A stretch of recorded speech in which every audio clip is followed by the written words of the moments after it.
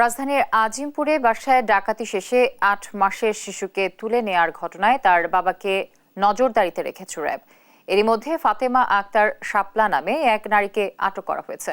উদ্ধার করা হয়েছে শিশু আরিশা জান্নাত জাইফাকে। শুক্রবার দিবাগত রাতে আদাবর এলাকা থেকে তাকে উদ্ধার করা হয়। এদিকে বগুড়ার ঘটনায় তদন্তে গাফিলতি থাকলে ব্যবস্থার আশ্বাস দিয়েছে র্যাব। শনিবার দুপুরে র্যাবের আইন ও গণমাধ্যম শাখার পরিচালক লেফটেন্যান্ট কর্নেল মুনিম ফেরদৌস সাংবাদিকদের জানান, শিশু জাইফার মায়ের সঙ্গে সম্প্রতি সম্পর্ক গড়ে তোলেন অপহরণ চক্রের প্রধান ফাতেমা আক্তার। ঘটনার দিন আজিমপুরে ভুক্তভোগী শিশুটির বাড়িতে প্রবেশ করেন অপহরণকারী ফাতেমা।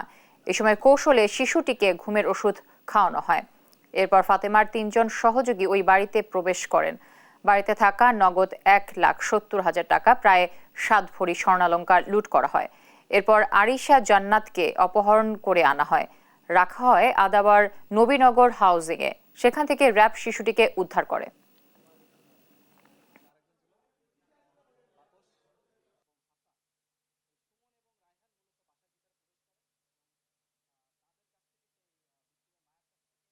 বহুল আলোচিত ঢাকার আজিমপুর বাসায় ডাকাতির পর একজন শিশু কন্যাকে অপহরণের পর আমরা র্যাব 10-এর একটা আভিযানিক দল এবং আমাদের র্যাব হেডকোয়ার্টারের গোয়েন্দা দল সম্মিলিতভাবে কাজ করে এবং আজ রাত 1:30টার সময় আমরা এই ভিকটিম 8 মাস বয়সী 24 ঘন্টা পূর্ব উদ্ধার করেছি মোহাম্মদপুরের আদাবর এলাকা থেকে।